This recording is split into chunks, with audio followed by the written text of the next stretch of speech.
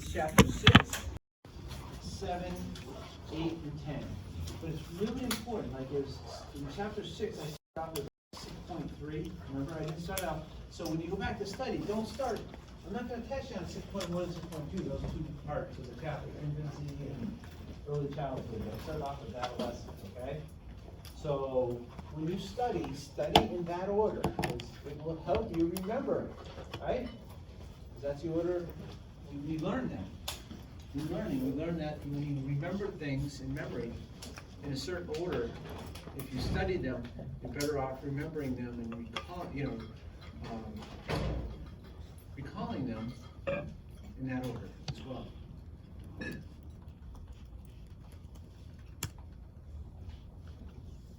There's some hard questions in here. Hard questions. I failed it twice.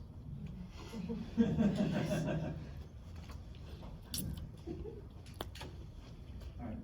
So I'm going to read some questions verbatim, and some I'm just going to say, no, the definition of this.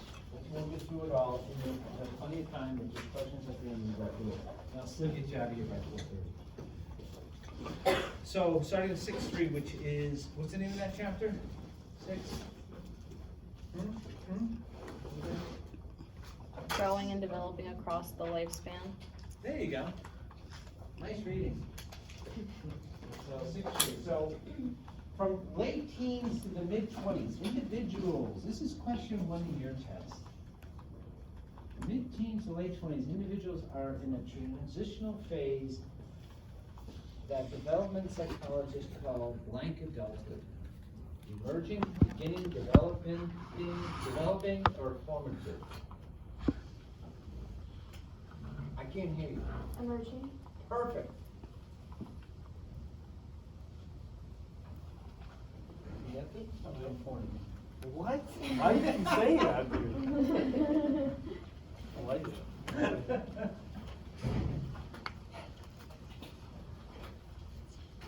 How might adolescents' tendency to engage in such risky behaviors as unsafe sex and experimental drug use affect brain development during childhood and adolescence? So this is kind of a tough question. So really the basis in what you guys feel that a lot of times before is you get caught up in the answers and not really paying attention to what the answers say. Some of these are just common sense answers. Even if an 85-year-old mom read a bunch of these questions, she got a lot of them right. She hasn't had intro psych for a while, and she got them right because she paid attention to what the answer said, to what the question asked. And some of them just didn't make sense based on that. This is one that does similar.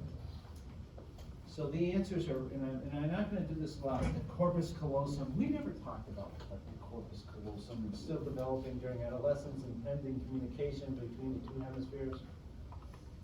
The left hemisphere matures more slowly than the right. We didn't talk about that.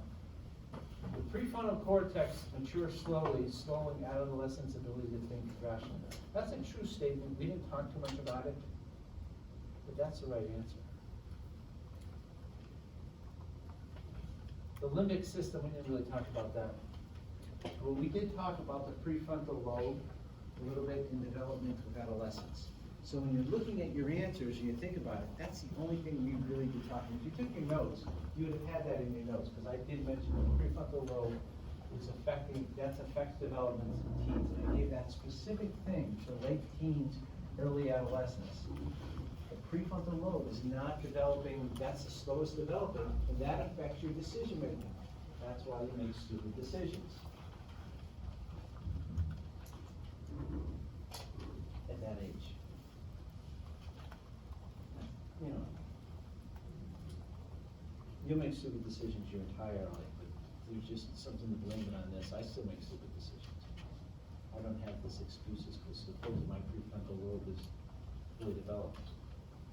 I just make stupid decisions. Which of the following physical developmental during puberty is accurately labeled as primary or secondary? So remember we talked about it. So what are some secondary sexual characteristics that develop? One at a time.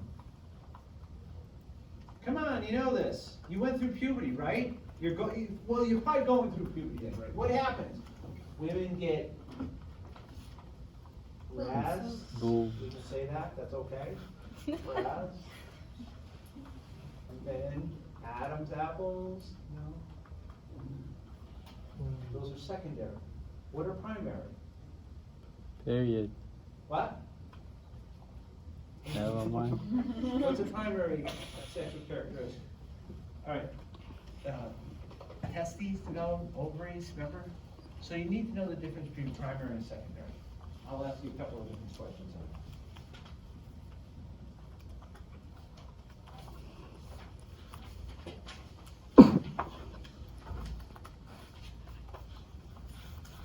No, so this is a good example of knowing and understanding answers. Did you raise your hand? Yeah, but you moved down. Okay. So looking at the answers helps identify the questions. The question is, which of the following best defines social identity? Answer A is the total self-concept. Answer B is the part of self-concept that is distinct from others. Answer C, the part of self-concept that comes from one's personal successes. Or answer D, the part of self-concept that is different from one's group memberships. Social identity, which one do you think it would be? D, because group memberships, that's your social. The other ones are individual. So that's a good example of, just by common sense, it's asked you about social. Social is about you and your group. All the other answers had to do with individuals. So the answer would be group memberships. Most influential, and I asked you this one, I asked you a quiz on this one, and I gave you the K and all this other. The most influential moral development psychologist was Harlow, Vygotsky, Ainsworth, or Kohlberg? Which one? Kohlberg. Say it with pride, lady. I gave you the K and it ends with a bird, remember? You need to know, you're in psychology. He's one of the founding peoples in moral developmental reasoning. Kohlberg.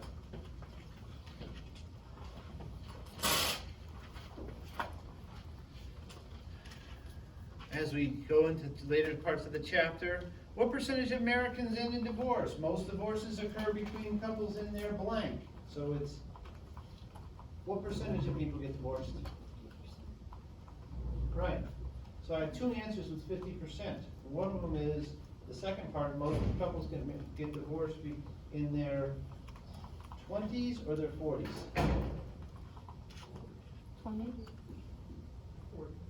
40s. So there's a better chance than my wife, who's still in her 40s. Actually, she just turned 50. All right, we're not going to get divorced. Less chance.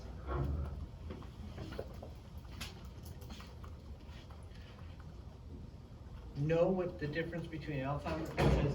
What statement best expresses the relationship between dementia and Alzheimer's? Alzheimer's is a disease, is a type of dementia. Dementia and Alzheimer's diseases are similar. Dementia is one of Alzheimer's diseases. Dementia and Alzheimer's disease is unrelated.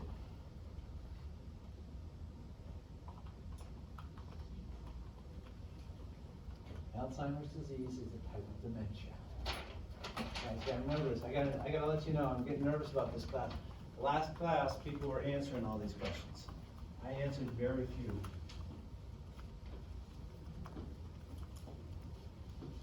I will ask you 4 questions on Kubler-Ross's stages of death. Well, everybody says there's readings, 7 stages or whatever. You need to, and I'll throw it out there again, for those of you who missed the last quiz, I didn't say anybody in particular. I would never point anybody out, remember that, I don't believe in that. It's offensive. So if you missed the last quiz or 2 quizzes, if you have a chance to do a 5-page paper on Kubler-Ross's on death and dying, you gotta YouTube it, watch it, give me a 2-page paper on it. You need to know Kubler-Ross's, I think anybody who's associated with psychology needs to know Kubler-Ross and her stages of death and dying. And it's in order, and I have 4 questions, and all but one of the questions are, what follows what stage? For example,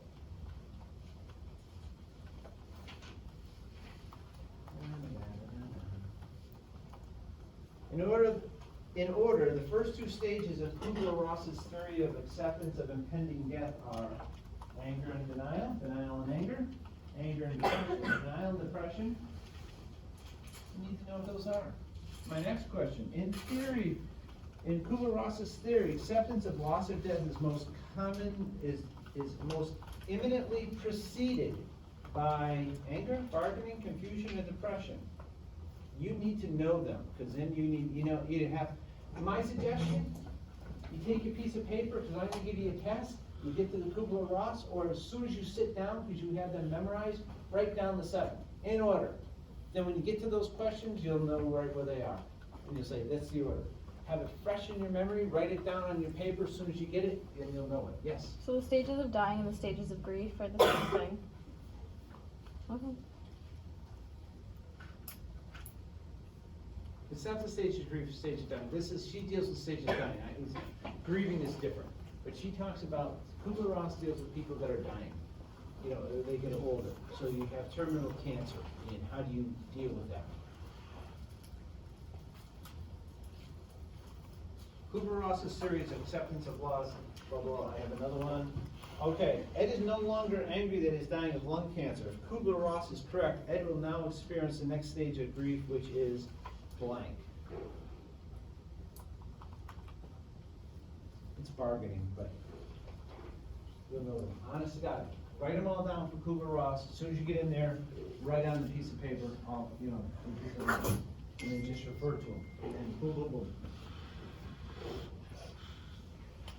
Psychologists use the term blank to refer to a relatively permanent change in knowledge or behavior resulting in experience. By the way, we just moved from chapter 6 to chapter 7. So mark that in your notes, chapter 7. Psychologists use the term blank to refer to a relatively permanent change in knowledge or behavior resulting in experience, maturation, development, learning, or perception.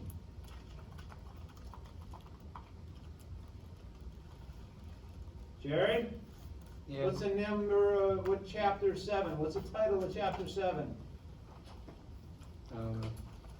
You have a book? On my phone, yeah. What is it? Learning, which is the answer. Remember, I gave you ASCII definitions. The study of learning is closely associated with the blank approach in psychology. The study of learning is closely associated with what? Psychodynamic, Gestalt, or behaviorist? This is easy, folks. What do we talk about when we talk about learning? Behavior. What's that? Behavior. Absolute behaviors. It's classical conditioning, operant conditioning, that's all behaviors. We haven't talked about anything else yet. We haven't talked about Gestalt, we haven't talked about psychodynamic, we haven't talked about anything else but behaviorism. And that's how we learn. The chapter is about learning, but that's how they say we learn. Remember, and then we're going to get extensively into classical conditioning. What theorist is credited for laying the foundation to study classical conditioning? Pavlov. You're right, Pavlov. He's the theorist most credited with laying the foundation for studying classical conditioning.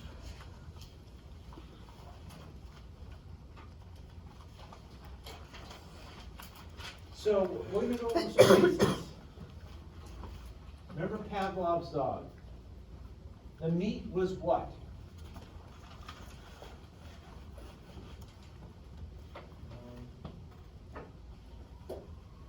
The meat was what?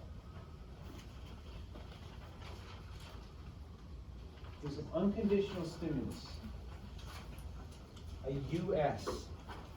He presented the meat the dog salivated. Nothing else. He just saw the meat, excited, gonna eat that, dog salivate. Unconditional stimulus.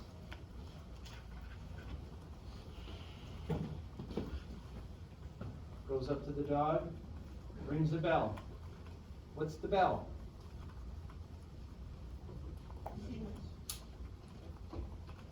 Nothing. It's a neutral stimulus. It has not been paired with the meat yet. It's a neutral stimulus.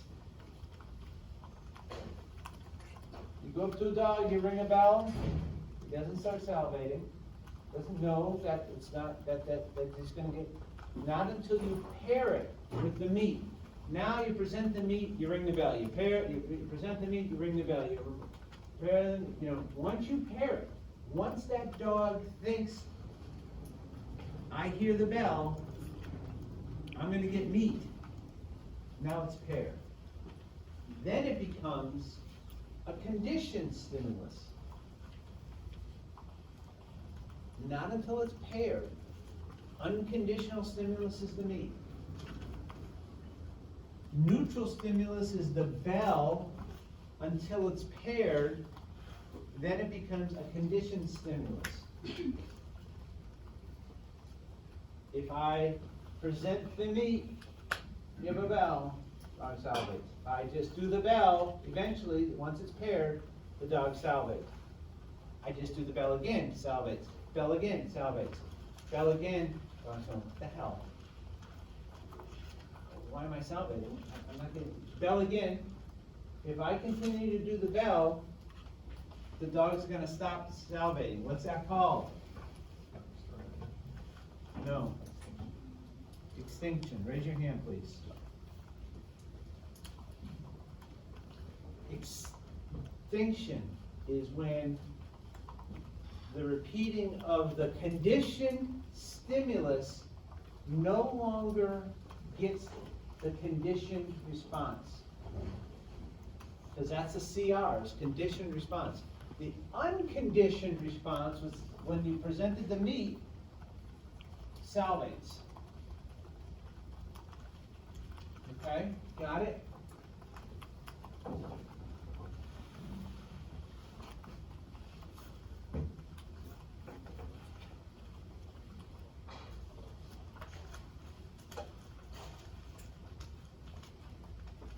Often a conditioned response, right from the test, question 21. It's not going to be 21 when you get it, it'll be somewhere around there. But right now it's 21. Often a conditioned response may be elicited not only by the original conditional stimulus, the bell, and conditioned stimulus, not the meat, conditioned stimulus, but by a similar one as well. This stimulus is known as generalization. It's something similar.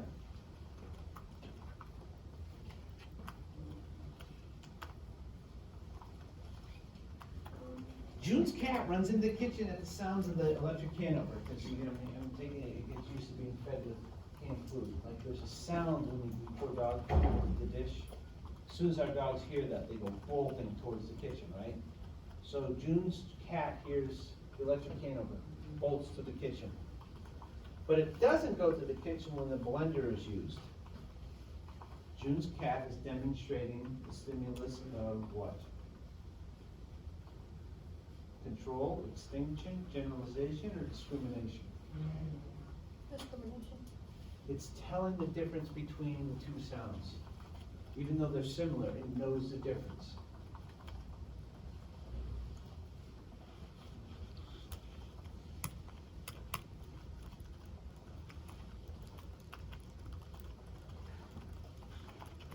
I have here, which of the following defines an unconditional stimulus?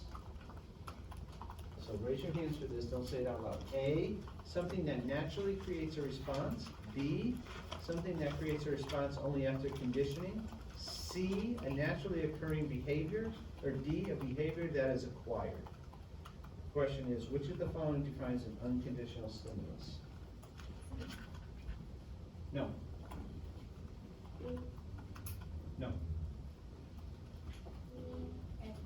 A. An unconditional unconditional stimulus, remember, unconditional stimulus is something that naturally creates a response. All the other ones, only after conditioning, that unconditional is a part. If it was a CS, that's conditional. Yes? Could you repeat what you? Something that naturally creates a response. Naturally. You show the dog meat, it salivates. They didn't have to train it to do that. Although I will say, the first time we don't know we like something until we like it. Right? Dog didn't know he liked meat till he ate meat. So, I don't know what it is, so it's kind of weird. At some point, it had everything, even our URs, our unconditional responses, were somehow trained, but that's not what we're talking, okay? It does say that in chapter 2. All right. We're making headway here. All right, there's one on the bottom. Which of the following defines conditional stimulus? I gave you that one. Something that naturally creates. Which of the following defines conditional stimulus? Something that naturally creates a response. Something that creates a response only after conditioning. Yeah, I'm not going to get them because I won't confuse with other things. When you see the C there, that's conditioned stimulus or conditioned response. A conditioned stimulus only responds after conditioning. The bell did not get a response the first time it was heard. It was only after it was conditioned to hear it with the meat did we get a response. This one's easy. Psychologists use this term to refer to an irrational fear or to a specific object, activity, or situation. Phobia. Phobia.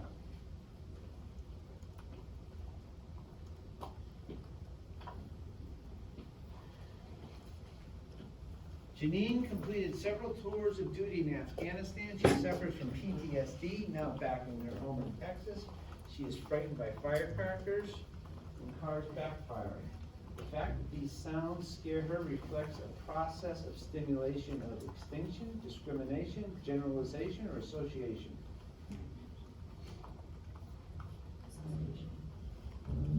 No. Generalization. Generalization. Okay? It's close, it's tricky. But you gotta know the terms, you gotta know the definitions.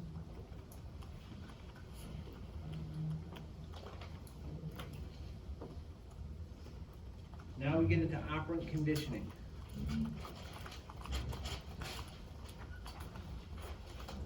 This one you should know. What does, yes? Can you explain why that one is generalization, please? Well, we never studied association. We studied extinction because it was a similar sound. We just had one on generalization too. It's a similar stimulus that elicits a response.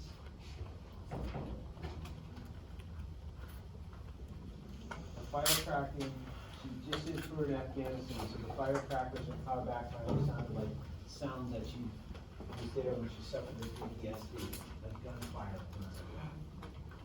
In association, it's close, because that kind of is like that, but we never studied association. The other options were discrimination and extinction. It's not extinction, nothing's going away, it's eliciting a response. And it's not discrimination because she's not being able to say, I'm not gonna jump to that because I know that's a car sound. If I was to write the question is, but she only does it when she hears gunfire, and she was at a place and a car backfired at the shooting, like where she was, a car backfired and she didn't jump.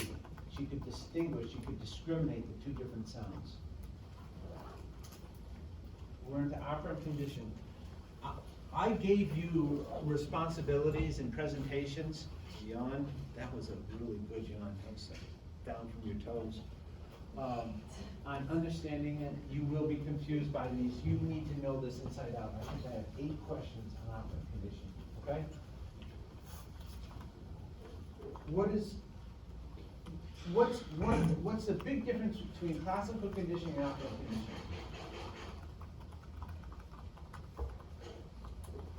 Come on.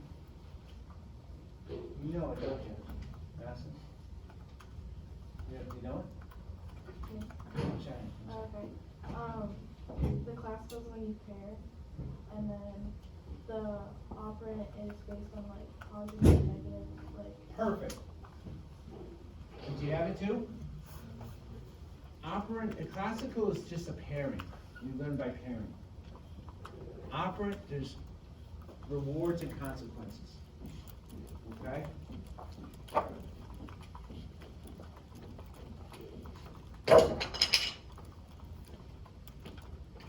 And the question is behaviors and consequences.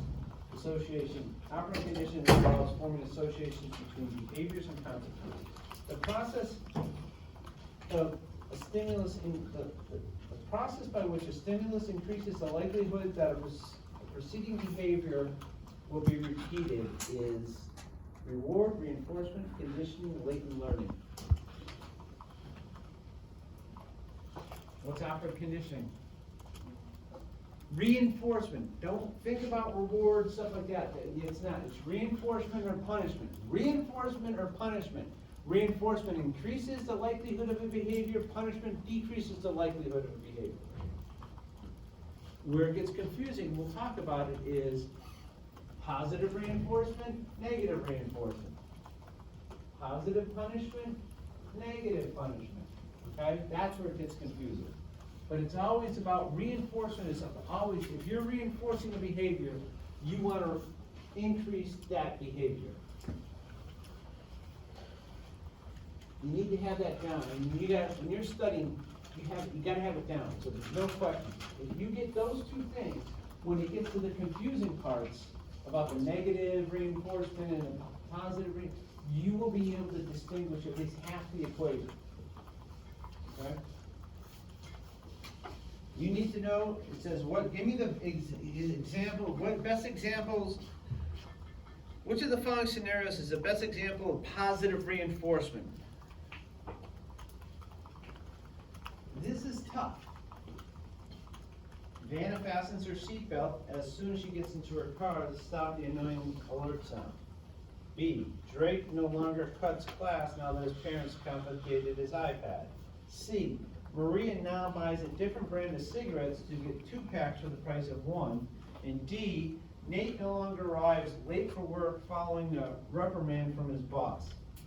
Which of those scenarios is the best example of a positive reinforcement?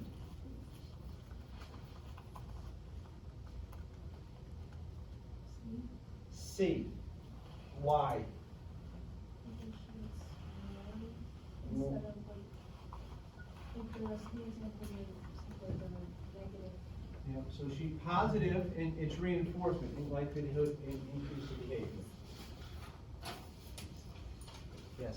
Can you repeat what C was her going to the store and buying a pack of cigarettes and she gets 1 for free. 2 for the price of 1. Negative reinforcement, you ready?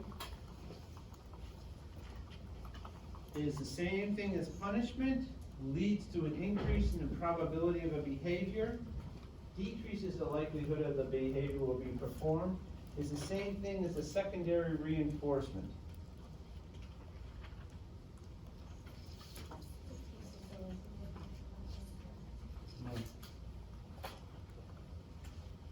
Blank reinforcement. What does reinforcement mean? Yes, Shane. It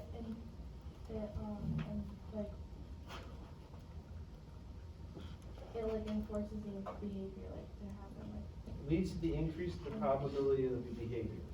Remember, don't let the words screw you. I have 2 words in there. Negative and reinforcement. If reinforcement is in the word, it increases the likelihood of a behavior. I didn't ask you what the negative part was. That was only part of it. Leads to an increase of the probability of a behavior. Yeah. Yeah, negative reinforcement. Which of the following is the best example of a positive punishment? Taking away a fun toy, providing a spanking, providing a desired treat, taking away a desired treat. Positive punishment.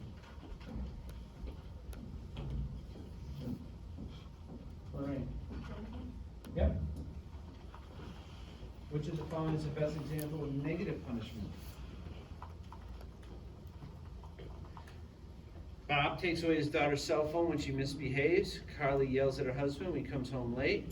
Jim makes students run extra laps when they are unruly in gym class. Kevin works as much overtime as he can for the pay, for extra pay. Negative punishment. And go here. And actually, right there. Is it A, cell phone? Yes, it is. It's taking away.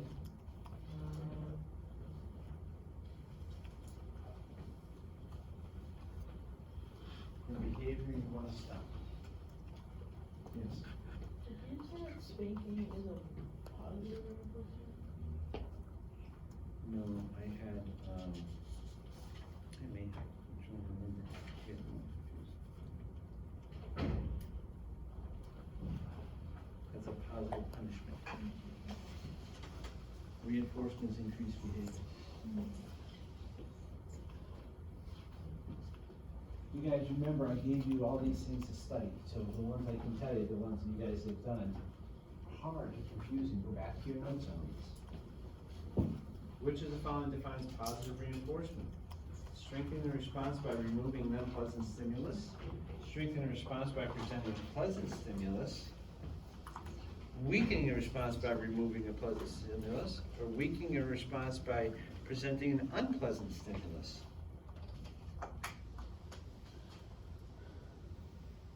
Strengthening the response by presenting a pleasant stimulus. It's positive reinforcement. The word reinforcement's in there, if the word reinforcement's in there, you want an increase. Positive reinforcement, it's usually a good thing. It's a positive reinforcement, you want to increase the behavior, so you're strengthening the response by presenting. That's a simple one. I want you to lay down, dog, I will give you a treat. Lay down, good. I'll give you a treat. Positive reinforcement.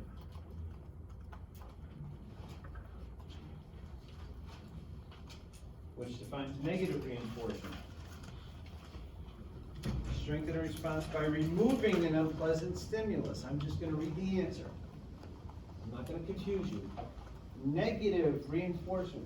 The word reinforcement is there. We wanna increase behavior.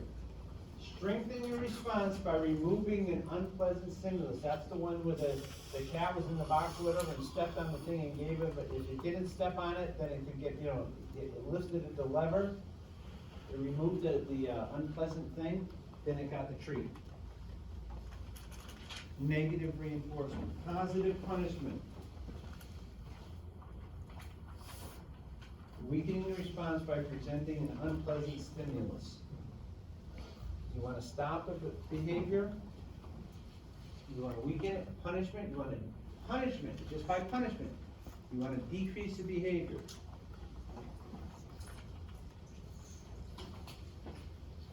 Were you there when we did that thing, those presentations? Yeah. Then the last one is negative punishment.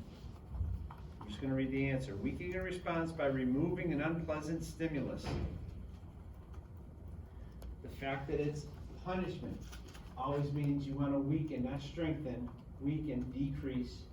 Weaken your response by removing a pleasant, so negative punishment, by removing a pleasant stimulus. Then we get into memory. So we're changing chapters now. We're in chapter 8.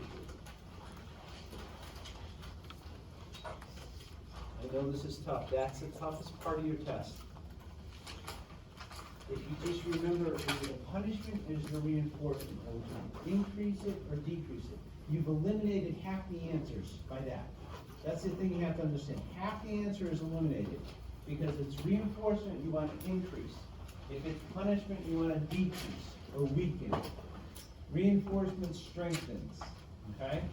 So half your answer is eliminated, then you just learn the other half. You still with me? All right. Means I'm doing a bad job, people are falling asleep. All right, memory process. This is the, memory is a stage, this gets into retrieval. All right, so which of the items below correctly identify types of memory, a memory stage or a memory process? Retrieval is a memory stage. Encoding is a memory process. Sensory memory is a type of memory. Implicit memory is a memory state. You have to, so it's simple to learn it this way. Learn which ones were the memory stages, and or learn which was a type of memory. So we had the different types of memory. Remember, we had sensory memory. So explicit memory, episodic memory. So those are the things that we had. So that's some of your definitions. You have to know what explicit memory is.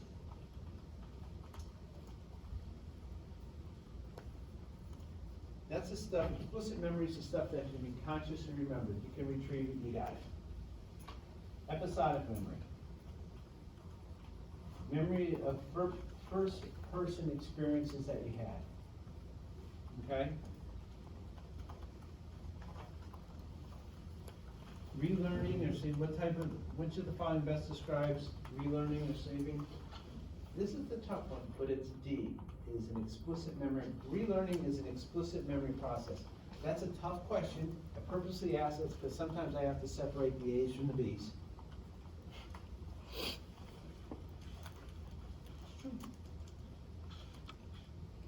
Which of the following best describes semantic memory? You remember that one? Do you know what semantic memory is? Yes. What? It's stuff based on information that's given to you. Facts, trivia. Semantic is, remember we had the two types. You had the ones in your own personal experiences, and you had like the facts of the world. What's the circumference? Olivia, what's the circumference of the Earth? Anybody know the approximate circumference of the Earth? Is it 6 miles? 6.7. 6.7? No, I just made that up. It's about 25,000 miles. So if you think about that, the Earth is 25,000 miles around at its widest point at the circumference. In an hour, a day is 24 hours, right? Circles it once, so the Earth is basically traveling at about 1,000 miles an hour. Did you know that? You're circling at about 1,000 miles an hour? You're flying, man. You wonder what happened to, and if not for gravity, centrifugal force would send us all off into space, right? So what type of memory am I using to remember all these facts?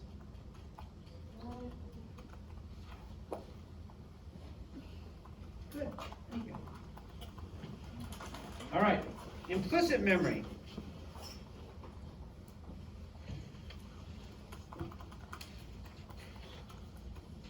The influence of experience or behavior. So, not aware of the effects. So, not even aware of. So that's your memories. Tell me about your significant other. Tell me about something about you that you had inside. It's memories that your experience. So somebody's learning how to serve volleyball. Anybody play volleyball? Badminton?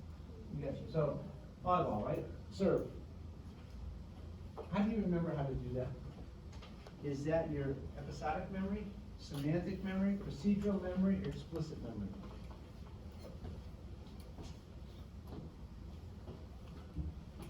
You want to help her out? Throw a light on? It's your procedural memory. How we do things, how we walk upstairs. It's a combination of muscle memory, but it might be how we do a math problem. It's how we retrieve it, but it's usually something also how we, anything with steps. Which of the following sequences best reflects the order of stages of the 3-stage model of memory? Remember the 3-stage model of memory? which is sensory memory, short-term memory, long-term memory. I'm not gonna give you any other answers, that's the right answer. Sensory memory, short-term memory, long-term memory. That's in the 3 stages of rememory. That's the order it goes in. Which of the following types are implicit memory? I'll tell you the answer is classical conditioning and priming. That's implicit. I don't want you to get confused if I read all the answers, because it's a tough question.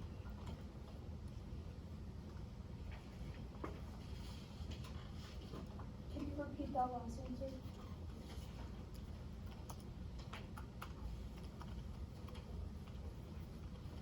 Which of the following types are, which of the following are types of implicit memory? And the answer is classical conditioning and priming. It's never too early to have a beer.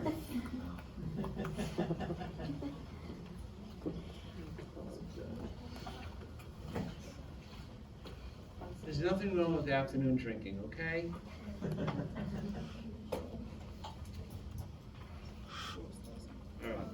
So, which of the following scientists is true, which of the following statements is true about iconic and echoic memory? Now, what's echoic memory? Things you see. Yes. What's iconic? Iconic, echoic. Echoic is your ear. Iconic is your eye. Good job.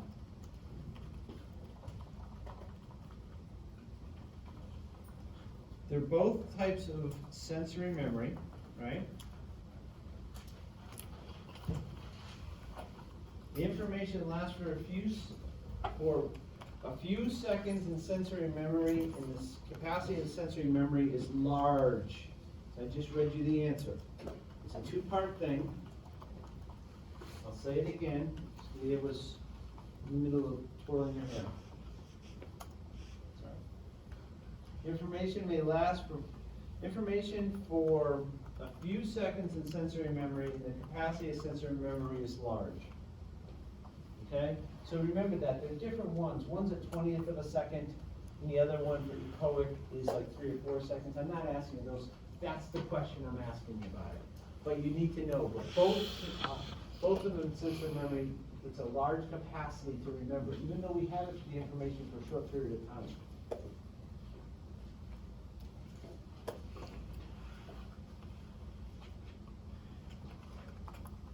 What is the term for photographic memory?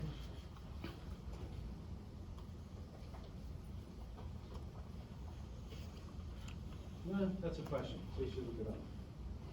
When we look at the number in a phone book, we close the book and then we begin to dial the number. We are relying on short-term memory, iconic memory, working memory, or long-term memory. Gabby? Short-term memory, that's what we're relying on. We look it up and close the book, we're not continuing to look at it. Now, how we remember that, what do we call that? Chunking. Chunking, the 3 to 4 digits at a time.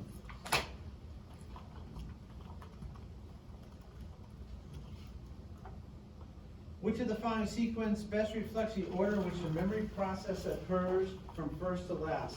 This is a great example of common sense, people. Don't overthink it. A, encoding, storage, retrieval. B, storage, retrieval, encoding. C, encoding, retrieval, storage. D, storage, encoding, retrieval. What do you think would be the first thing for memory? What would be the first thing we do in memory? Encoding. What would be the second thing we do? Storage. Third thing we do? We can't retrieve something that isn't stored. We can't store something that isn't encoded. ESR.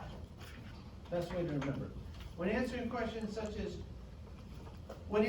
a question as who was your date on the junior prom, or which costume did you wear for Halloween, you are relying most explicitly on the memory process of encoding, rehearsal, priming, or retrieval. Retrieval. We have to, what was I wearing for Halloween last year. Anybody, you guys have your costumes picked out yet?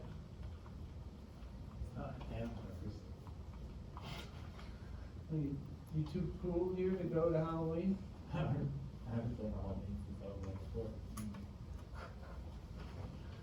Anybody going to the Halloween party? What are you going as? Huh? A vampire? Oh, gosh, I don't know. What do we got? Anybody going? Olivia? I just find out. You gotta make it so it fits that. So you have to do something around that. You get another one, goes Frankenstein.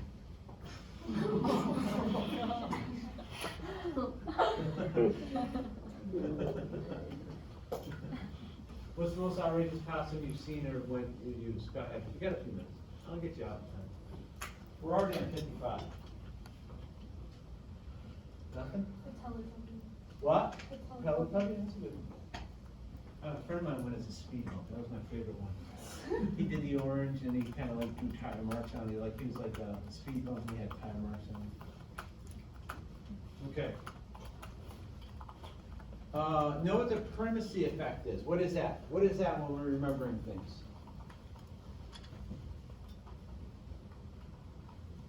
Yes. We're more likely to remember the first thing. Yeah. You're gonna remember, so you're gonna remember the first things out of the list.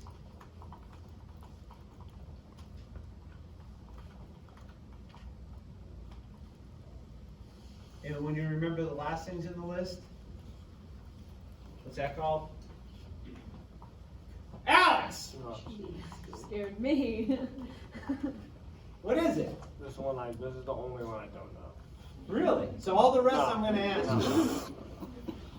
Sam! Recency effect. Yes, recency. You remember things at the end of the list. Of course you were. You also need to know the two different types of amnesia, okay? You know the two different types of amnesia, retroactive, what's the other one? Huh?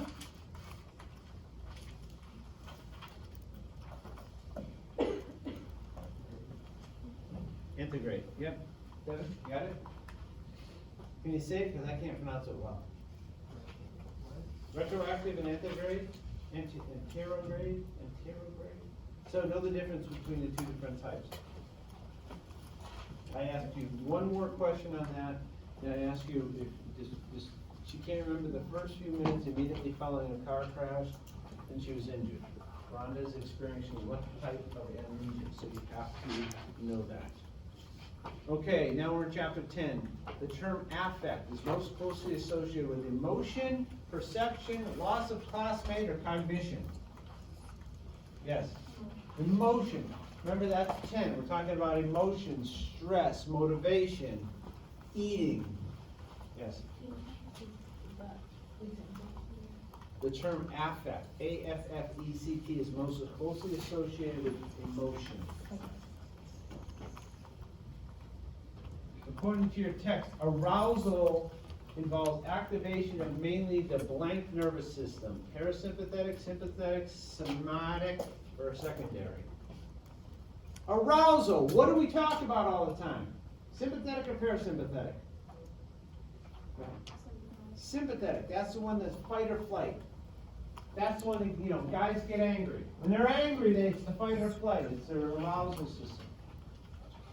And women tend to do what? Men have the fight or flight when they're stressed. What do women have? Say it. Men than a 10. Men than a 10. That'll be it later on in this test. Arousal reflects the release of these hormone or hormones. Epinephrine, norepinephrine, dopamine, or both A and B. Arousal. It's in like 3 different chapters that we talked about. Yes? That's partly right. If you answered that, it'd be wrong. Those epinephrine and norepinephrine is both A and B. Know what the definition of motivation is. Is norepinephrine for men and men, or is that? No. It's all of them? Okay. That's for both. Yeah. It's sympathetic nervous system. Okay. What is homeostasis? A theory of drive reduction, a built-in tendency to regulate the bodily conditions, a psychological representation of a drive, the diffusions of fluids in a cell. What is homeostasis? Devin? Perfect. It's a built-in tendency to regulate body conditions. Homeostasis is your body should try to return to the normal state. Which of the following is not a basic? Remember I gave you the basic emotions, and the other one that threw me off was disgust. Remember? But it had a list of the other ones. Which is not a basic emotion? I have a list of 4 things. One of them is not like the other one. So know that list, and this one will stand out. So know that. The most harmful emotional experience is stress, anger, fear, or overexcitement. Or boredom. Yes. Stress. Harmful emotion is stress. Which of the following sequences correctly orders the stages of general adaptation syndrome? That was in the book. I went over it on the board. Here are their choices: alarm, exhaustion, resistance, alarm, resistance, exhaustion, resistance, alarm, exhaustion, resistance, exhaustion, alarm. Sam? Alarm resistance exhaustion. Yeah, and then, again, that's a common sense answer. If it's what starts off stress, you don't start off with resistance or exhaustion, you start off with alarm. Something's going on here, something isn't right, my body's reacting. I'm seeing an accident, it looks like a car's heading my way, I just fell down the stairs, something, there's an alarm that goes off to your brain that puts stress into you. So that's the alarm. Which of the following stress hormone releases sugars into the blood, preparing the body for action? What's the big stress hormone?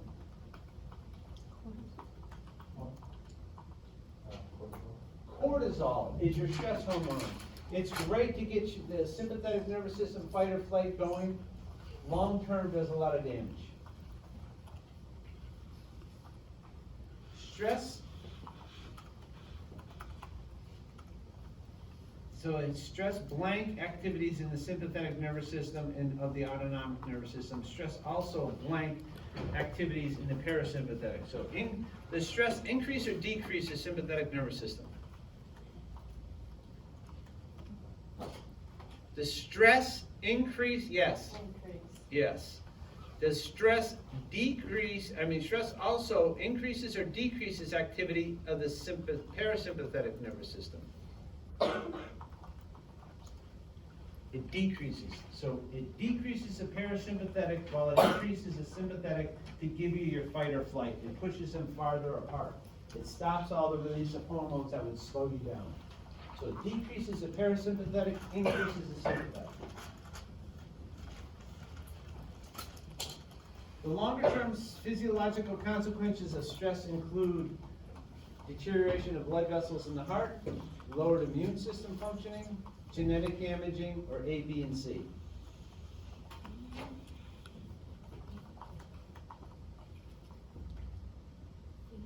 A, B, and C.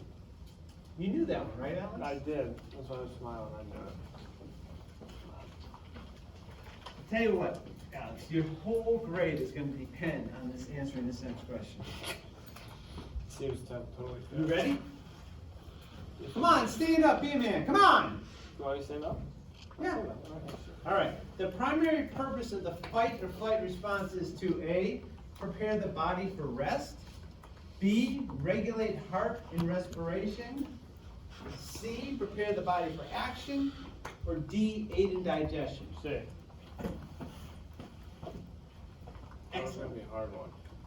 I was going to give you a nice easy one. I gave you softball. Wait, so do I have to take this test now? No, you have an A, man. Oh, sweet, okay. You don't even have to come to class again. And you can trust me on that. I won't mark you out. I believe it, I do You believe can it. absolutely trust me on that one, yes. C is prepare the body for action.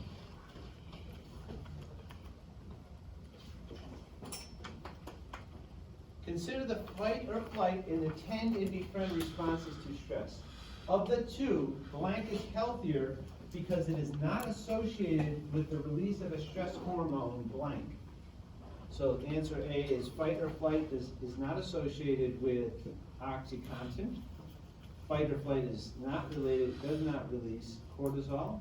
Tend and befriend is not because it releases leptin, or tend and befriend because it releases cortisol.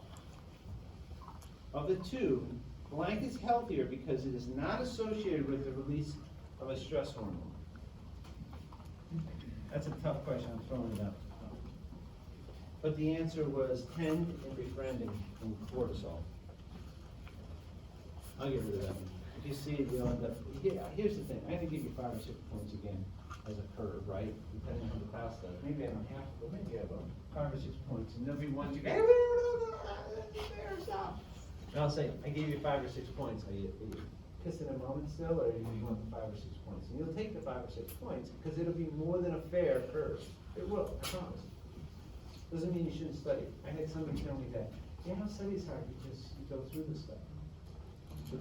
For the people who are not here, I really feel bad because there will be a significant difference in your test grade. People who show up to the rehearsal will find. Which of the following, you need to know the definition of self-efficacy. There's just a definition in the very box. You just need to know the difference. And we have 3 minutes to finish. According to your text, positive outlook is associated with better health, longer life, higher income, A, B, and C. My answer to your question. Define self what? Self-efficacy. It's in the book. E-F-F-I-A-C-Y.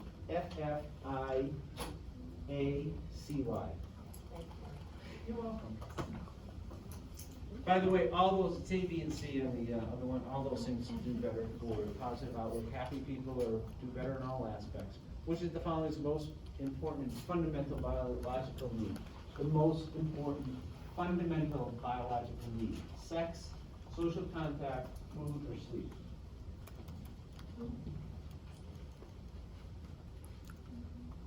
Yes. Food. You need to know the difference between bulimia and anorexia. Food. What is the most important fundamental biological need? So that's 2 questions. The last question. Remember that thing about sex in the 4 stages? You remember. No, I don't. You said you remembered it all. No, I don't. When did we have this conversation? 10 minutes ago, you said you knew them all. Oh, yeah. That one I don't know. I forgot. Which sequence correctly orders the phases of human sexual response cycle from the first to the last? So there was that little chart in the book. Real simple. When you guys end up having sex, follow the chart. Have the chart with you. Say, wait a minute, we can't start anything yet. I gotta put the chart up to make sure I follow the proper steps, okay? So know those steps.